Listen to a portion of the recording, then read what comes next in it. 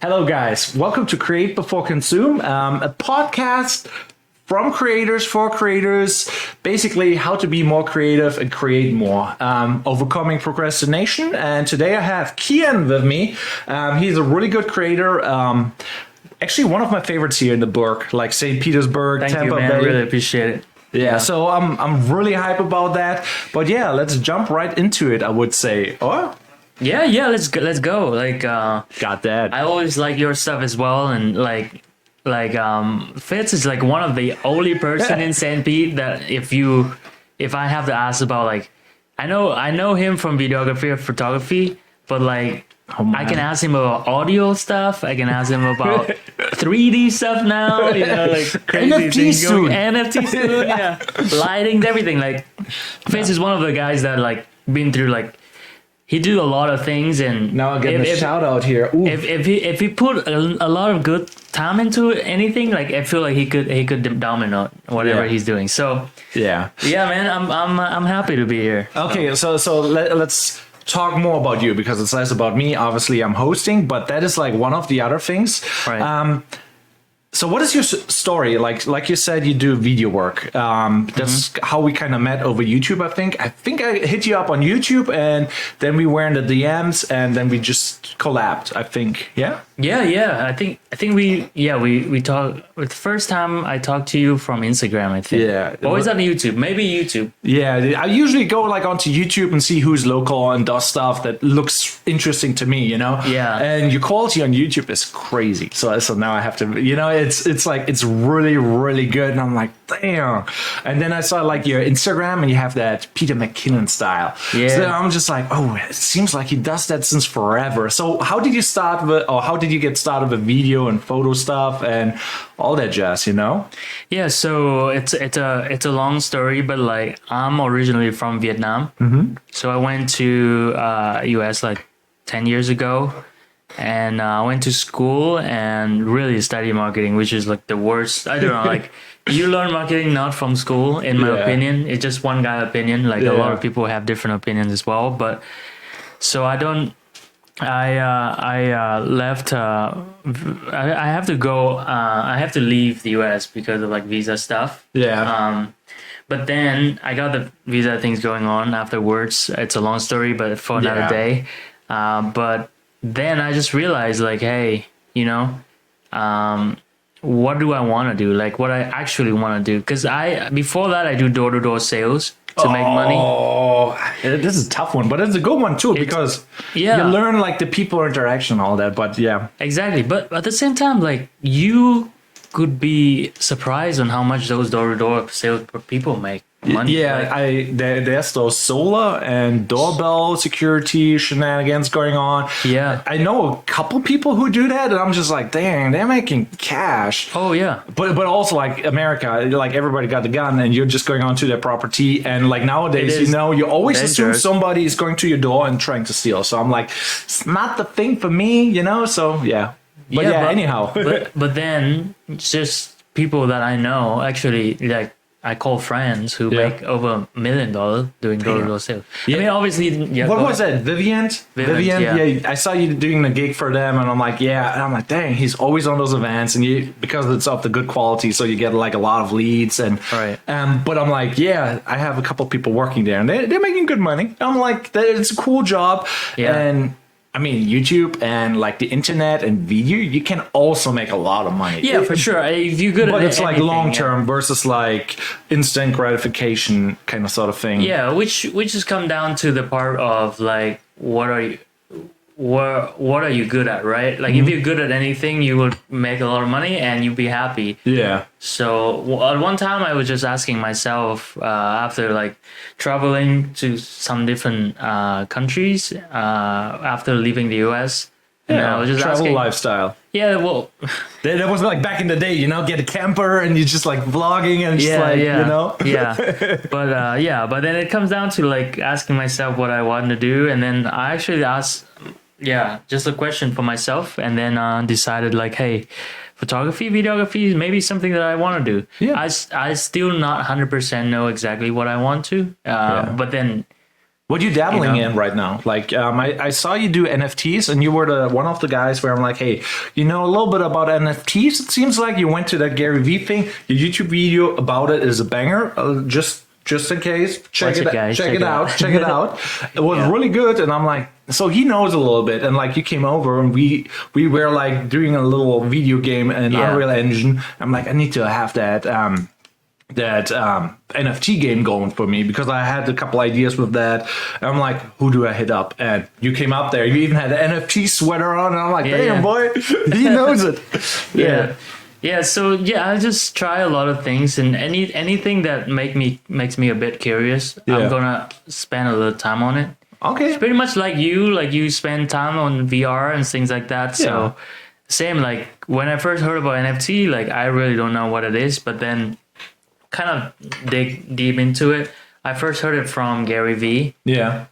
So that's why it's a good resource. Like his stuff, he's like always on point, and he's like early trendsetters. You know, when you have to catch a wave, he's always like before the wave hits everything. Yeah. So, and you were also really early. I think you started NFTs how many months ago? Probably like 6 to 8 months ago. 6? Yeah. So I'm just getting kind of started. You know, I'm just like, okay, like a month or two. You know, so I'm like, well, yeah. So 6 months ago, I think was when I first bought the first one, and it was, I think, like $80. Was that like I was just like, okay, what is it like? Just let's throw some money at it. And then I couldn't really sell it. But then a month after that, I think I sold it for $200. So okay, that's a good sale. I mean, there's a flip right there. Like 8,200. Like don't tell the IRS.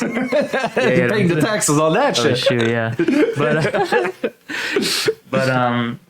But yeah, after that, and Gary Vee talk about NFTs, and I'm just learning and you know, trading and enjoying. Yeah. So on the flip side, I think we kind of because like the first thing what I was asking you was like, how do I list an NFT and how do I buy an NFT? And you basically gave me a quick explanation. You want to do that here because you teach me, so it would be kind of cool, like if you do it again, like what is NFT? Is that the first question? Or? Yeah, NFT. No, we can explain it later. But I think nowadays everybody kind of sort of knows. I don't know, right? Yeah, but now how do you make a wallet? How do you? So yeah, probably the easiest thing right now, the most popular one right now is OpenSea Marketplace. Yeah, it's where people buy and sell NFT. And before you can buy and sell NFTs, you have to have a wallet. Yeah. And there's a couple wallets now that are very popular. A lot of people know about Coinbase. Yeah. Coinbase is a big one because people trade cryptocurrency on Coinbase. And then they started having a marketplace for NFT as well soon. Yeah. But it's a pretty good place to open a wallet. Another place that's very popular is MetaMask. That's what I did with you. Yeah. Like that was like so now I have to interrupt a little bit. Sorry for that. Yeah, go ahead. But in your video, what you made about the whole Gary Vee thing, you were like basically interviewing a couple of people, and people were giving tips, you know. And like I really like that section. And the one guy was like talking about, hey, Canova or whatever is the next big crypto thing. Cadena, yeah. And I was like, okay, got some money in my wallet, and let's buy some different crypto, you know. Yeah. And I couldn't buy it on MetaMask or what was it? Yeah, MetaMask or whatever. So some are not supported, kind of. Yeah. So because they're risky, I guess. Mm-hmm. Yeah, those wallets mainly for NFTs. Yeah. So like when NFTs right now, the main thing is still Ethereum. Using Ethereum as a currency to buy and sell NFT. So it's trusted. So yeah, just mainly if you use MetaMask, for me, it's mainly for NFT. So I only have either Ethereum or Solana. Okay, I kind of heard about that, but no idea, to be honest. But yeah, actually, with MetaMask, you can't even trade Solana, so you have to use different wallet. Yeah, but, so it's kind of good to get a couple. What are your top 3 wallets? You know what? I assume you have more than 1 or 2. Yeah, wallet-wise, probably MetaMask, Coinbase, and Phantom. Okay, so then you kind of can get nearly anything. Just 3 things, really. But that's mainly because I'm only go for NFTs. If you get into like trading coins, because right now you minting it, or yeah. So right now, just OpenSea, and I'm basically made an NFT, but I'm about to launch another NFT for an art project where everybody puts money in, and then the whatever we make will go towards the art event. And I want to write a smart contract so that I'm getting reimbursed, and the person who's allowing me to do it, gets reimbursed. Cool. And then we basically make that whole art thing happen. But that is in March, and I'm not 100% sure if they want to do it. But if I create some art, that is a good way to get a kickback, That's amazing. Yeah. That sounds good. And if you can get that, and then the good thing about NFT is that it lasts forever. It's like once you create a marketplace where people buy and trade your NFTs, then that's like a residual income where you can gain. Hopefully for the lifetime, right? Yeah, I mean, we talked about this today. Like, I was like, in the morning, I'm just like, wait a minute. If I'm planning on making a game, and I want to put some stake into the game and sell it as an NFT, right? Then that's like a stock market right now. And I'm just like, is that legal? Because if I tell somebody first, hey, if you want to support me with my game, you can have stake in it. Let's say 10% of the company, or every year you get a little kickback, I'm just like, dang, it seems like it's the new stock market in the making right now, because anybody can do basically make a stock paper and declare anything. It's like a contract, and say anything that they want technically. But yeah, it seems like there will be new rules coming and laws, but I don't think it's going away, because on the flip side, when people spend a lot of money, they don't want that their money that they spent be taken away by politicians and whatever, and they spending the money on that stuff too, just to be safe and invest, because you never know. So I think it stays forever. That's my opinion. I hope so. I mean, the government definitely going to come in. We just don't know. They wanted to have their fair share. yeah, exactly. So we just don't know where is it going to. But at this moment, I think it's too late to stop anything crypto wise at the moment. You have regulation, yes, but kind of needed, so there's all those rug pulls, because it is a scary place, and this is not financial advice here, just saying that, but basically there's a bunch of people who hype a project up, or saying a coin is the thing to do, and because they made it, or they have a majority of it, and they just want the price to inflate. But most things are without value, so it's really hard what is actually valuable. And it's also kind of hard to buy cheap stuff with, on the OpenSea. So I was like, okay, put $100 in, made my first NFT, thanks to you, now I want to buy stuff, and I'm just looking around, and I'm like, oh, everything is a couple $100,000, and I'm like, what the hell? And most things are just images or stuff that has no value, But then there's also land in games, real estate, and I'm like, some of the things makes a lot of sense, and some of the things don't make sense at all. You know what I mean? So some people just want to share art, and that's cool. But And a lot of things has to come, right now, and that space is scary a little. It's actually pretty scary, because people coming in for the money that they make, a quick bucks. Yeah, that's the wrong motivation for everything. Video, anything, you don't stick around and you don't last. Yeah. But I don't blame them, because even me, I do flip some for I try to flip some at least. It's a good practice. And make money. Yeah, but for example, there's one project called the Little NFT. Yeah. Which is a pretty cool project. It's got backed up by another big blue chip project called Cyberkongs. Okay. So it's go a little bit on NFT right here, but Cyberkongs is one of the biggest ones. So that project, when it launched, it's got so much heat because it's backed up by Cyberkongs. Good marketing, to be honest. Most of the things are somebody big knows how to create a wave, and then after that wave is gone, you maybe make money or you maybe don't. So then it goes nobody. It's so hard to mint, because it's just so much demand. Yeah. So it went all the way to 0.4 ETH or 0.5 ETH, which is $2,000. Or around $2,000 or more. That's crazy. And then on the next day, it go all the way down to 0.2 or $1,000. So you lose 50%. That's crazy. Or maybe a couple days after, not the next day, but because the heat is over, right? And all the people that try to flip, because they're trying to flip, but then it's not going up right away, then they just kind of give up on it. They just like hope that it maybe goes up. It could go up, but nobody knows. It's like kind of like stock market. Yeah. At the same time, there are some projects where you buy in and then the next hours go 3x, like randomly because someone famous tweeting about it. So it goes all the way down to 0.2, and then like a week after that, just because they have another announcement with another big blue chip partnership, that they go all the way up to 0.5 again, and you just so you can lose a lot of money. You can lose a lot of money, but you can also make a lot of money. But then at the same time, it's just scary because everything is so interactive. Just one random news could change your whole outcome of one project. You know?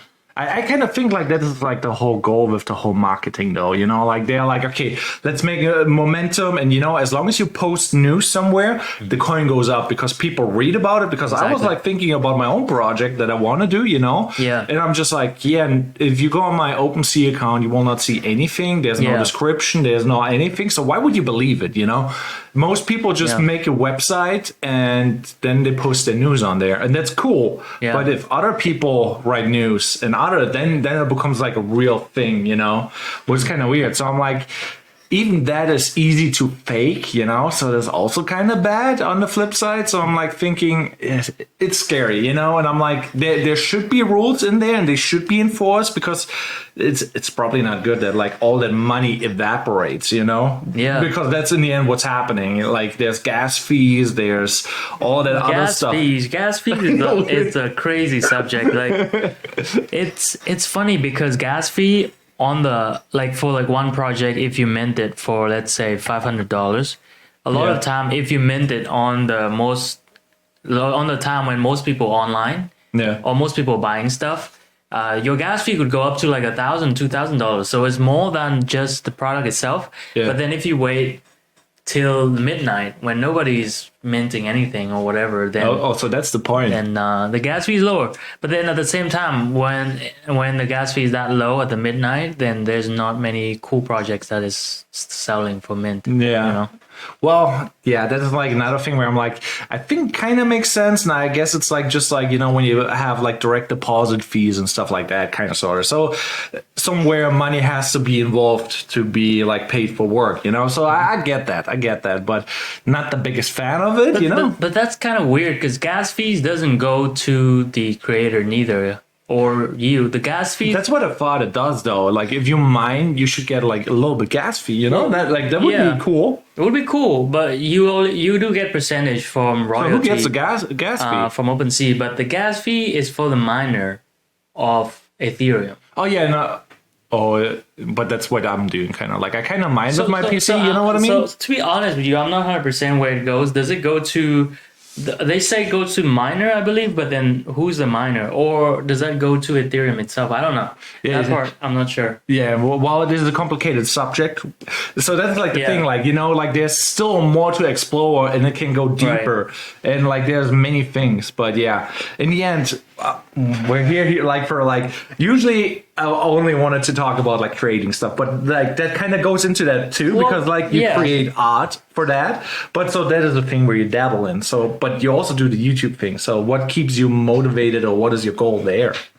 Yeah, so on YouTube or NFT, for me, it's a long game. Like right now, everything I touch, or not everything, but like the most thing that I'm doing, spend a lot of time in, I'm looking for the long game. So same as YouTube, like maybe right now it's not popping up, or maybe not many people, but just say like if there's one thing that hit, right? Yeah, it could go viral. Like. Then it could go viral, and it could go anything else viral as well. So like NFTs, I could start an NFT because I go viral on YouTube. Yeah, you know? It could be. Or maybe I'm making content about NFT and people start notice about it, then they start looking So you're YouTube. more strategic about it. You're like, okay, I'm planning for the long term. It's kind of like a retirement plan, you know, like you're building something, you're throwing seeds everywhere and see what grows. Yeah, exactly. And also like one of the big things, and also if you can see that video that I did with New York City and see Gary V, that he talked about like loving the process. Yeah. And as long as I feel curious about learning, and then that's I also try like new things, you know. Yeah, I think that's like a big point. Like most people, you know, there's like age, you know, when you're young, you try everything, you play with everything, you learn a lot, and that helps you grow up, you know, and like you become successful because you know something and learn something, you know, and then you get older and you're stuck in your way and you don't try new things. And then you basically fall behind and you're just like, oh yeah, I'm working my 9 to 5. And even in your 9 to 5, you don't learn anything, you know, it's like same work every day. And you know, and that's the thing. Like I'm not like I'm nowhere, right? Like I'm not like a famous or successful or anything like that yet, but on the way, I would say. yeah, hopefully, yeah. But like, even if it is not happening, right? At least we tried, you know. At least that I put everything on the field, right? Like, and put the thing that I like and the thing that I value, because I don't want. I know money is important, and I love money too. But like, I'm trying to look for things that are more valuable than just money. Yeah, it's like health. Like it's kind of like a weird thing, you know. Some people are like, don't want to pay for an insurance. I don't want to do this. But in the end, you know, money is worthless when you get old. And it's better to be healthy, you know, but you also want to have the money to pay for health insurance. So money is really important for your health too. It's like both, you know, money. Yeah, money is important. Like money is very important. Like, and it could do a lot of things with money, but also that's why I'm trying to play the long game, because I'm looking for, I will get money, that I will get more, but then I'm also looking for more than just that, you know. Oh, that's also like a kind of interesting topic right now. You know, like we went both through the whole pandemic thing. We both did like the video thing. So how does your video business, you know, like you got a lot of clients, you know, like how did you slip through this? Like, let's say it's February when the pandemic hit here in Florida, you know, I think it was February or March, and then everything kind of got weird. Yeah, that's a good question. What did you do at that time? Let me tell you, this story is it's actually worse than most people think, right? Yeah. Because right before pandemic, I joined the website called Wedding Wire. Okay. Yeah, like your wedding work is like really, really top notch. Right. Like I was like recommending, so I got asked by a wedding company, somebody worked there. They asked like for people who are photographers. I didn't put my name out there because I didn't felt like my style is like up there yet, you know, but I was like, okay, Kien, he's the guy. He's the guy. Thanks. You know, and I'm just like, gave you the connection, and I'm just like, yeah, I can take that, you know, he's better than me, and I would, you know, I want for wedding, I still have to get like a style, you know what I mean? Yeah. But anyway, so it was rough because actually, I didn't get a lead at all from that company. But once how much was it though? But once you sign up with them, you have to sign up for the whole year. Okay, but what does that mean? You have to pay for it, or you have to pay for month to month to the whole year because it's a contract. Oh, and I don't exactly remember the exact number, but it's like $400 a month. Yeah, this is a subscription, dude. It was rough, and I think from the whole year I got only one lead out of it. One. Oh, and it was like in a pandemic. And it was in a pandemic, so. I mean, advertising. So on the flip side, advertising is important, and it can be worth all the money. But at that time, it was probably not. You know, and I'm like, oof. Yeah, it's probably the worst decision that I made. I went to like really tough time that it's like almost like fuck, man, what I'm doing, because at that time I'm still like pretty new to the business in general. Like, but how long did you do videography? Because like your stuff looks really polished, really fire, and like sometimes there's like what is his name, the other guy on YouTube, Yuan, your friend. Oh, Juan. Yeah, so he basically has also like I never saw that he does any video before when he started, but it's already that Peter McKinnon level. Kind of saw it with the photos, you know. Yeah, and yeah. you too. And I'm like, dang, where are those people popping up? And I'm like doing like camera stuff since like 10 years, you know, but self-taught. So the learning curve is really slow, you know, versus like you go to a course or go to school or do. Yeah. But how did you start with that? So I just watched Peter McKinnon. Well, that worked. That's pretty much watch Peter McKinnon, and then spend a lot of hours into it, but that's pretty much it, really. And like a bunch of tutorials. YouTube is the way. Yeah, and I'm still like, you know, I don't know if there's a perfect picture ever, but like you're just getting better, and sometimes you can say that my picture look better than some other people, but then the other people are gonna say that, you know, the other picture look better. So like when we come to this space, and this is very important to get people to know, because it's so subjective. Yeah, it's so subjective that it's almost funny when people are not posting something, you know, because they judge their photos or videos or because of other issues. But you know, clients, when you have a client and they're like, oh, my hair is not there, or this is not my photo site, and you're just like, what? This is actually probably for me the best photo that there is, you know, and they're just like, no, this is terrible. I'm like, you run around with that face 24/7, you know, and it's not terrible. Yeah, it's not bad at all. Like sometimes people just like worry about like small little thing that nobody would notice, right? Like,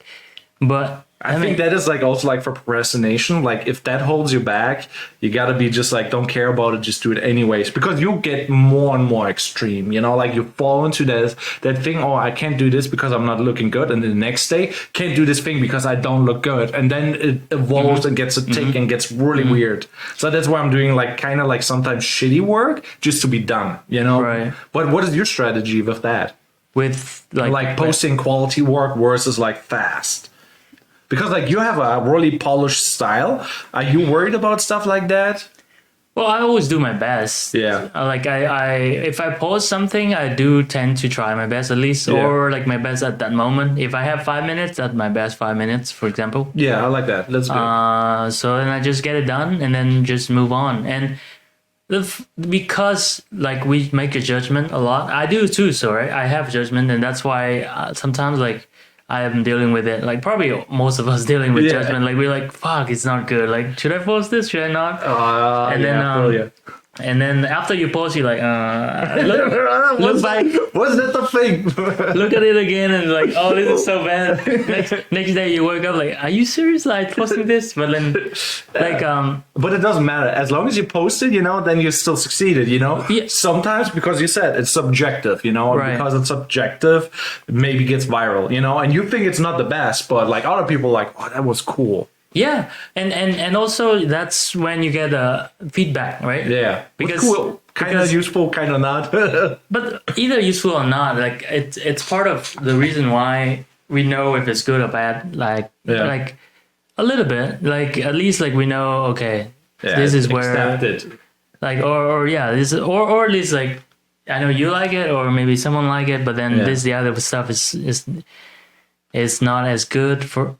Yeah, I don't know. Yeah, but here's another thing, you know, like when you see other videographers post work, you know, you see every little thing that you can improve. Obviously, we always can do better, and you have like laser focus. No matter what other people do, and no matter how good it is, you would just critique everything and anything, you know. And it's crazy because I'm getting married, you know, in February, and I'm like, and they're like, hey, you want to have a wedding photographer or videographer? And I'm just like, fuck, if I have a person, you know, who's doing it, I will critique anything and everything they do, you know. And I'm like, I don't want to do that. So I'm like, whoever it does, don't care if they're good or bad, just give me somebody, you know.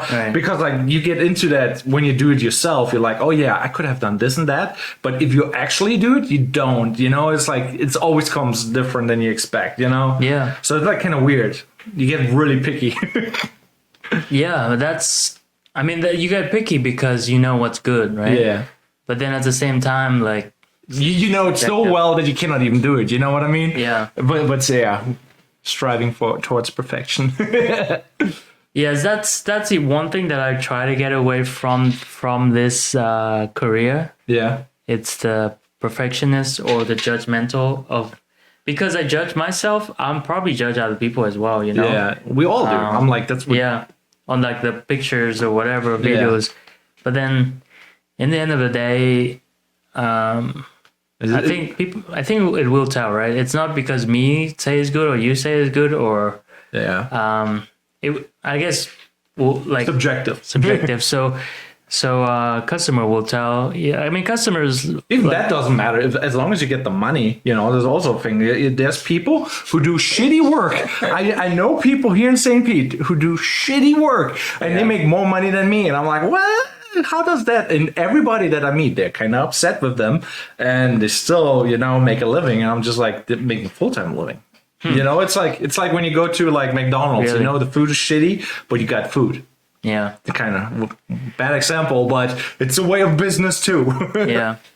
I guess that's because they're a good salesman, or maybe there's something else behind that.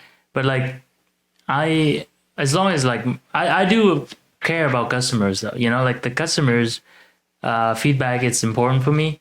And then what Mark is saying, even on social media, it's kind of like, okay, then you know, right? You know what it is. I'm just like realizing I was like mixing up the hotkeys today. So every time when you spoke, I had my camera. That's all right. That's all right. Well, but anyhow. Redo. No, I mean, like, I also have white shots, so we should be Gucci here. But yeah, so, back to the whole thing, like, damn. That bothers me now a little bit. Oh, that thing. It's all right. Yeah, it's probably all right. But yeah, we just keep on going. Keep on going. Yeah. So, what else you working on right now? Like, I saw you finished your NFT video, and you were about to go to Miami Art Festival, and it kind of sounded cool. But I'm like, what you doing with that? You know what I mean? Yeah. So they also have like a NFT thing going on there. Okay. How did you hear about that though? Oh, like if you're in the NFT communities on Twitter's. Okay. So you're big on Twitter and all that stuff? I start getting, like, I really just go into Twitter because of NFT. Okay. And and then I'm in it pretty often now, pretty active. Okay. Yeah, for me it's like kind of like with Twitter, it's like kind of like a weird thing because you only go on there to post like updates, and people will try to find dirt and like roast people, or you know, it's like not a good social media thing. So I kind of want to stay away from Twitter, but this is just me. I think it depends, you know, like pretty much anything could be like, I mean, on YouTube people could roast others as well. Like, but YouTube is kind of healthy. Like, I did not get like any like hateful comments in forever, you know, like, really? Yeah, it's really, awesome. It's really nice environment now, you know. Back in the day, like 10 years ago or so, it was like really toxic. People could write anything and everything. Now you can block people, they get reported and all sorts of stuff, you know, like it's like probably the most healthy social media that is out there, I think. But like, still there's good and bad stuff on YouTube too. Like, it's not like the best of the best, you know? Yeah. I mean, you probably want to go for whatever make you most positive. Yeah. But, you know, it's like Gary Vee says. Gary Vee the man. Social media doesn't make people bad, but just expose bad people, you know. It's kind of this is a good saying. It's also like with money, you know. Let's imagine you win $1 million, it just amplifies everything, you know. Like if you're an alcoholic, well, you got to drink a lot more now, you know, or you know, then everything gets really, money is like, oh, you will not reach that if you have bad spending habits, kind of, sort of, you know what I mean? Yeah. So the money is an amplifier, social media is an amplifier, and they're kind of bad because of it, because like bad people do bad things, I guess. Yeah, that's true. I like it. Yeah, amplifying thing. Yeah. But yeah, so on the flip side though, so what you're like up now this weekend, you got anything cool planned? Yeah, next week, I think I fly to California. Ooh, that's nice. Like, I'm helping out a friend doing his channel. Check him out, Sunday League Investors. Oh, okay. So They do soccer cards, collectible stuff, content. That's good. That's real good. I like that. That guy go from literally, I saw him from 0 to now that, Yeah. Because you got a good style. Yeah, I don't know, like 3,000. Yeah, I mean, he make his content consistently like 3 or 4,000 views. So I mean, that's good. That's from 0, I saw him from 0, so. But the real question is also like attention rate, like you can pay for views and you get a little bit of attention on the thing, not saying he does that, but it's like views are like one thing, comments, likes, you kind of always have to do a background check. You see those Instagram accounts with like millions or thousands of followers, but then 40 views on a picture and 40 likes. I'm like, like something is not legit here, man. Totally, yeah. But that's cool though. Yeah, it's. But how long you want to do that though? California. Just a couple of days. Okay. And then going to Christmas with my wife. Okay. And then that's it. And Christmas is coming up. a couple wedding before that as well. That's good too. Like, have you been here in St. Pete? There's the light in the Tampa Bay, not Tampa Bay Stadium, but in the Tropical Field, there's a light show for couples and stuff. 2 years ago, it was a really, really big thing. And you do couples photos there and they have lights and stuff like that. And I think they do that this year too, but I kind of did not hear people talking about it. So I thought it's not a thing this year, but apparently it is a thing, but yeah. I think I saw that, but I think last year maybe is the first time they do that, and that's why it gets like more noise than this time. Probably like something like that. But yeah. Are you trying to go at all? Yeah, so right now it's like kind of weird because like Christmas is coming up, we have a wedding coming up, we have all that stuff going on. You guys have a date for wedding yet? Yes, it's back there. Oh no, it's not. Well, I should know that. Don't put me on a spot like that. Okay, never mind. I'm bad with numbers and names and anything. Move on. Let's move on. What about you? What have you been up to, or what you trying to? I currently do still the What's Good Temper podcast. Do like a couple other gigs, and I'm like, I kind of want to refocus on myself, a little bit, and still do everything else, obviously. But it's like I have so many things going on. I still have to finish my Street Strider long-term review, like the 1 month long-term. Then I have to I just want to do more and more YouTube videos. Like I'm seeing there's traction, and you can make a lot of money. But I'm like, I see everybody else succeeding. I want to succeed too. And I think like this podcast here, maybe it's like a nice tool to do this because like chop the clips up and release them. Maybe post on YouTube, Yeah, so there's YouTube Shorts now, and I kind of want to test that because like when I'm sitting on the toilet, I'm not gonna lie, I basically scroll through the phone and then there's Shorts and whatever, and you kind of have like podcasts going on, and there's people that are interesting. You can make a little clip out of that. It's kind of cool. Yeah, like. I think YouTube game is just so rough for now. Like I'm still trying to learn that. The last time you told me about like all analytics and stuff, which is like really good. Maybe you can share some more tips on YouTube on how to. Everybody done that though, Like how about how to get a good title? Like good title? Yeah, a good title, or how do you find keywords or stuff like that? Yeah. I would do it so I'm still not 100% there, but what I'm doing usually is like titles is like what other people do too, like you kind of read like news articles, after you read a bunch of them, you know how to write a title for a video, Okay. So it's like a feeling thing. Like I got a feeling for like, oh, this sounds interesting.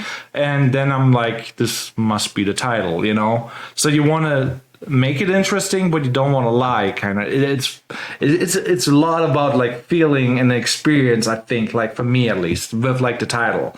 Like I'm just like, does that sound interesting? And if it doesn't sound interesting, how do you describe my video but make it sound interesting without lying?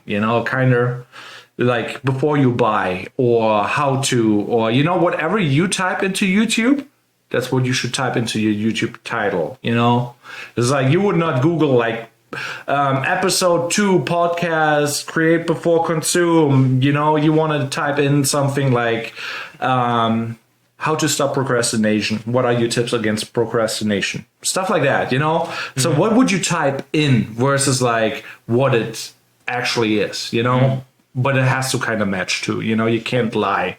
You know, because like people will see it and then the algorithm sees like, oh, people jump off. This is not the thing that it should be. And then they're like, YouTube is like, we got to hide this so that nobody sees it because it's bad, you know? Because YouTube wants to spend that people spend time on there. I think that's a good point. And I think one of my friends, because last video I say NFT NYC 2021. And then I say I saw Gary V and met friends, metaverse friends in real life. Yeah. But I think the word Gary V I shouldn't put there because... No, I think you did though, because like it's good what you did. Like I was like seeing that and I'm like, you had the one clip of Gary V and I'm like, damn, he was that close to Gary V. And then I saw somewhere like a thumbnail where you're like with him there, like doing the shoulders thing. Yeah. I'm like, so I don't know if you actually saw him or if that was somebody else's clip, but I watched it because of it. And then I stayed around because the quality was so good. Really cool. But it was like momentum wise, I thought it was somewhat slow down. A little bit slowed down, but it was bougie, you know, like it was like high quality. It was nice. So me as a videographer, I adore that. Like I'm like, oh, this is good. That's good stuff. Like watching that. I have some time I can watch it. But if you're like a regular person who does not know about cameras, it's like, yeah, why is there a building now that looks really cool, but it's boring, you know? Yeah. Like, you know, white shot, you know? Yeah. Yeah. So they don't care about that stuff. They're like, okay, I want to be entertained. Oh, I don't have time for that. Click away. You know what I mean? Yeah. Where we are like, oh, this is moody. This is good looking. You know what I mean? Yeah. Yeah, because what I found is just people saw Gary Vee and then after Gary Vee turned away, then they kind of like, move on. But I don't know. Maybe because it doesn't even reach much people at the first place anyway, you know? Yeah. So what I hear, like Mr. Beast said that, not me, but Mr. Beast was saying you get 77% watch time, your video gets recommended in YouTube, and then you get on recommendation, and you get the most views from recommendation. I know SEO, how to place a video on the first page, and how to, you know, like be in the top there, you know, but it doesn't really matter if nobody searches for that because all my stuff is really nerdy, you know, like, so it's like you want to be recommended by YouTube because they think this is a good video. So maybe it's good to have something like more simple. Yeah. Like, but then entertaining. Yeah, so that's what I interesting. So that's what I think. Like, so I kind of experiment now with the Mr. Beast style. Don't care about quality, but make it entertaining, you know. But it's kind of weird because like he has all the. Did you saw the Squid Game thing? That was so good. Yeah, like every half second, the clip, a thing going on, and you're just like bum bum bum bum bum bum bum bum bum. You know, I'm like, oh, I did not think for at least a minute. You know, like you just watch the thing, and then you realize, oh, I'm watching a video. You just like get distracted, and the distraction is so good, like so good. Yeah. And also, did you see behind the scene of them making that?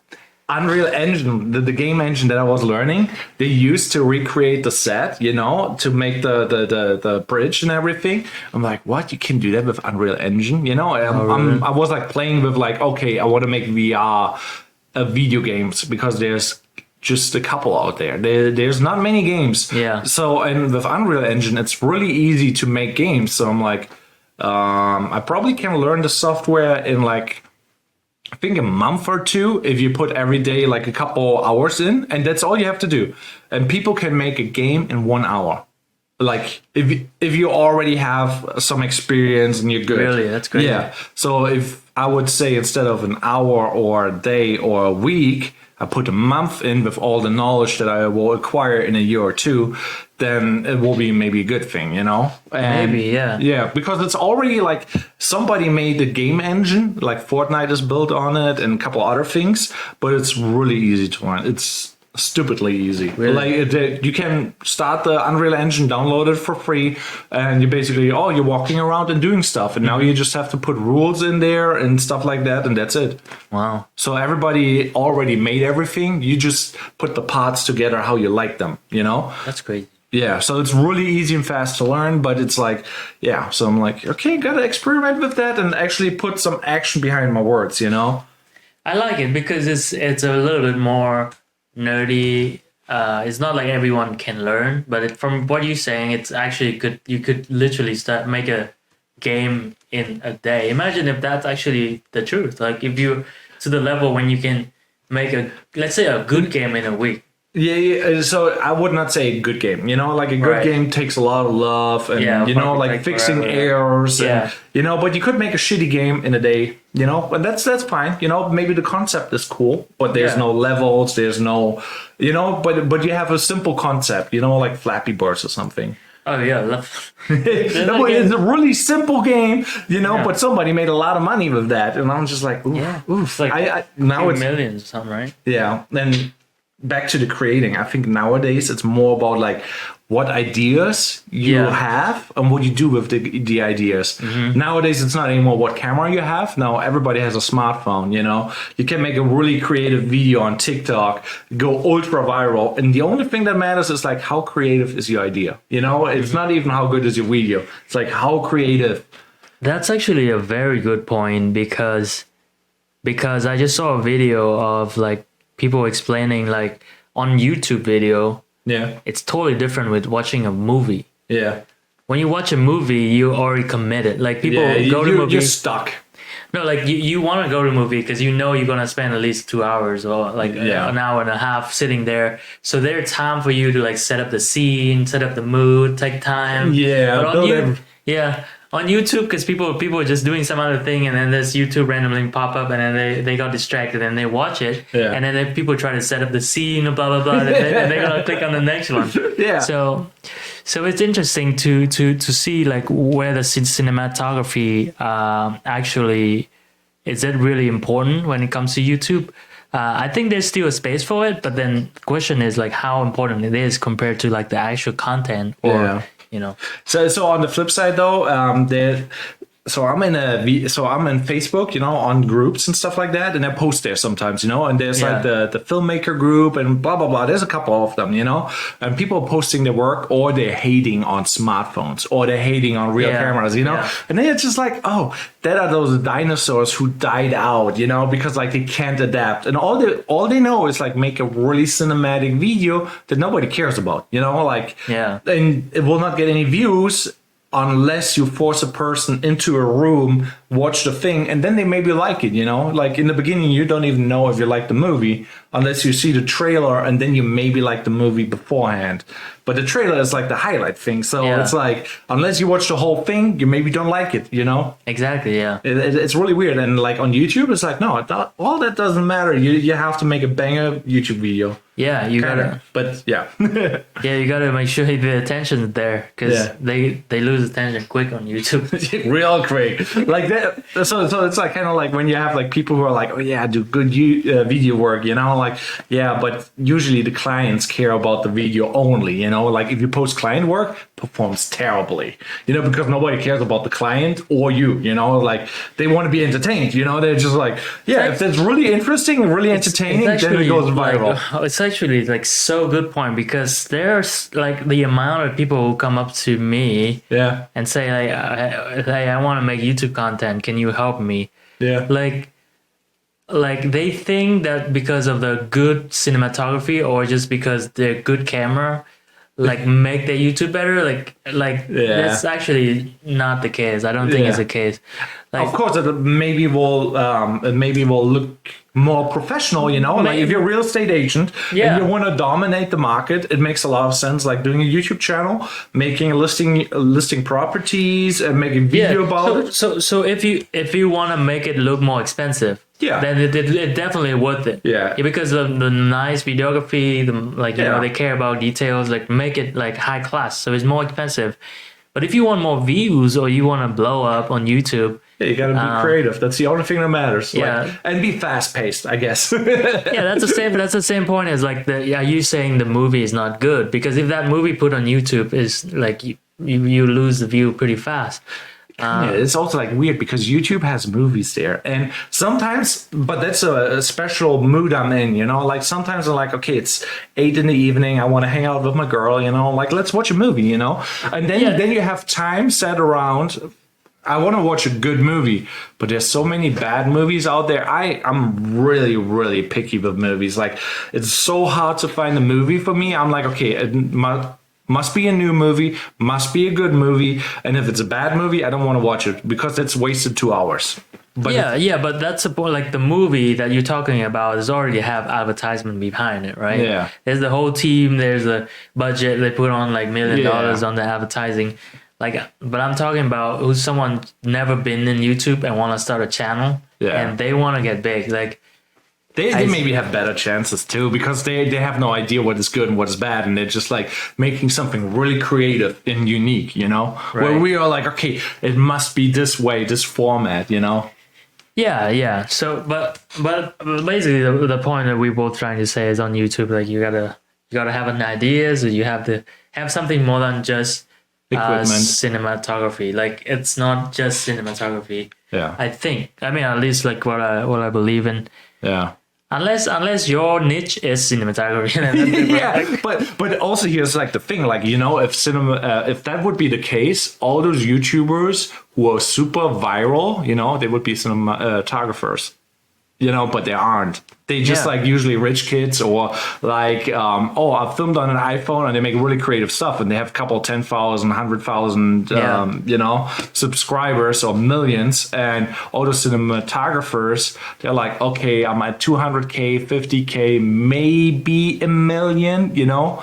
And then even the really big ones, like Casey Neistat, I think he only got like to 10 million, but that took forever. And he was not really like a professional cinematographer. He was a creative one, you know what I mean? So I have not seen like Peter McKinnon is maybe the only one where I'm like, okay, he's like a cinematographer with really high quality that got viral. It got viral, but I have a feeling that he's not as good anymore. Because the competitors on YouTube they understand. Yeah. Where Peter is more of like skill. Like he has a really good skill. Yeah, he did it also like for a very long time too. You know what I mean? Like, and sometimes you have like lows and highs where you're like, oh, I'm really excited about YouTube, or I'm really excited about TikTok, or whatever it is, or LinkedIn, you know, all those things. And you're like, you just put in a lot of time and love, but after you reach your goal or you're not reaching it, you get demotivated and then you're stuck.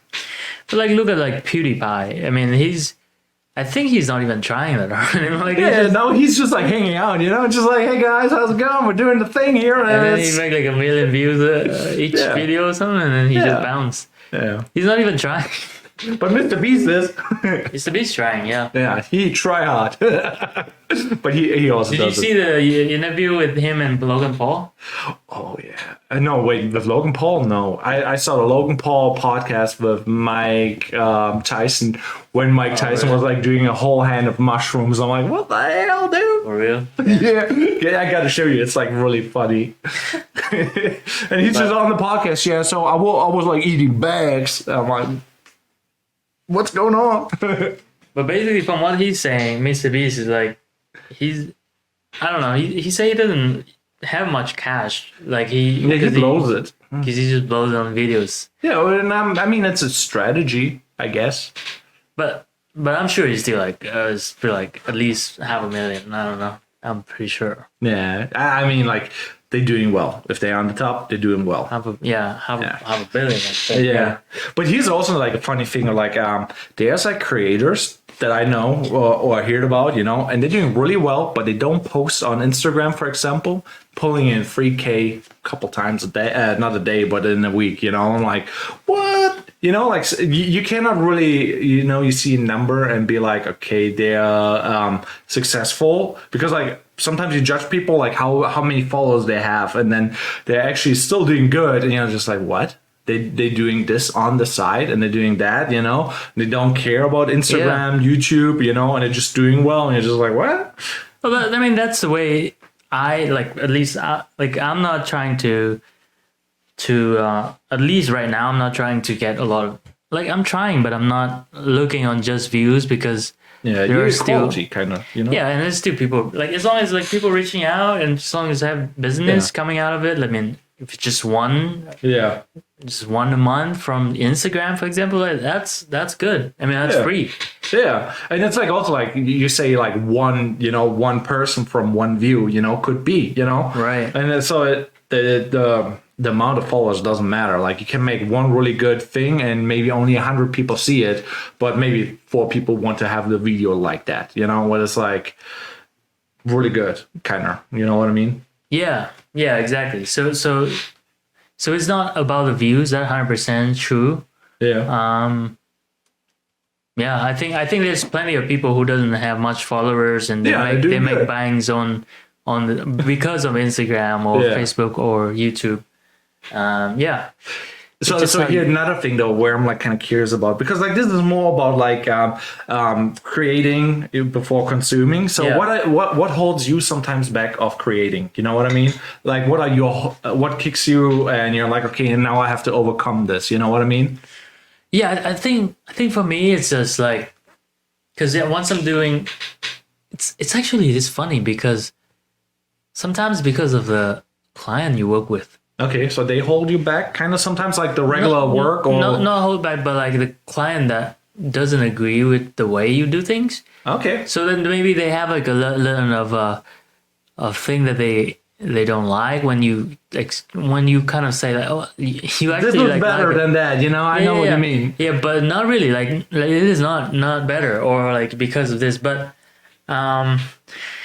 like sometimes when I do too much work on one thing, then next day I like, oh, I don't want to touch the camera, for example. Okay. Like you get burned out because you put too much time into it. Yeah. Yeah. I kind of can see that. It's like, yeah. Right now, I think that's all the obstacles, and obviously the other thing is like the reward for it, kind of like you do a lot of work and you don't get rewarded the right way. I think probably sometimes. Yeah, because like for me, when I started YouTube and I had less than 100 subscribers, you only needed 100,000 views, and then you basically get paid. I got my paycheck, from YouTube really early on. It was like I had one video where I got paid $3 for, and I was like so motivated. I'm like, I want to learn everything about the camera, and I'm like, and it was a really dumb skit, about laundry. And it made me $350. I had the plan for the video, like, okay, 4 or 5 shots, awesome. And I filmed it and got paid for it. And I'm like, whoa, this is great. And, and then like a year later, they changed the rules and like, oh, now I'm not getting paid anymore. Demotivated, like you need rewards. Was really hard, I think. Yeah, exactly. Yeah.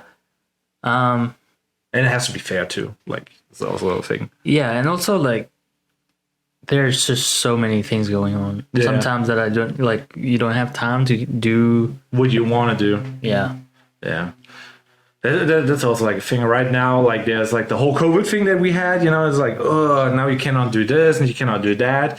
And if you're like at that survival stage, so that's where I'm in. Like I need to make enough for a living and to have housing and whatever. Yeah. And after you have that secured, there's the next level. Like you want to self-express, you want to invest in the future, you want to do that. If you reach that, then you want to have quality of life. I don't know if the pyramid is right, but it's like something like that. You cannot worry about like creating content when you're just trying to survive.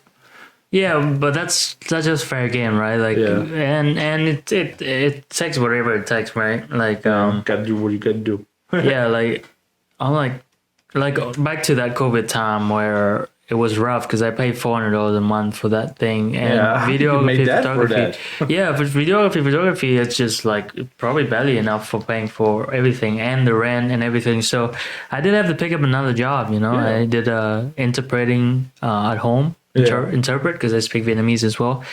So you just gotta do what you gotta do. Like sometimes when. And then I personally think like because I'm working on the side too, it's like it's tough times, So makes a lot of sense. And it's just like when pandemic hit, I was like doing the Renaissance fair here in Tampa. It's basically you dress up as a medieval character, and I had a photo booth there. So I spent like $600 to get a printer. So I basically take photos of people who dress up and then they get a print edited, and they pay me like $20 or whatever it was, Nice. I had the booth there for like a month. And then the pandemic hit and I had to still pay for all that shit. And like, oh, now I spent all that money and I didn't get the money back, Yeah. And then also like people are like, restaurants were shutting down and I was like not walking, but I was driving through St. Pete and I'm like, hey, who needs video work, promotional stuff, Yeah. And everybody's like, I have no money. I'm closing. I even had people crying. I'm like, what? And it was like really scary. Like, and I still have like to this day, I think like, money from Karma, the juicery, you know. I have a gift card where I did a little promotional video and they're like talking about how they had to close this location. It's really tough. And then they went to I think they have another location and did stuff there. I'm like, it's crazy.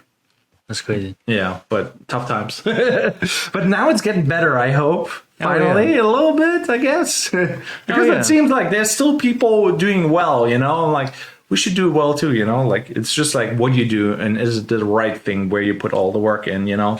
And I was asking myself the same thing.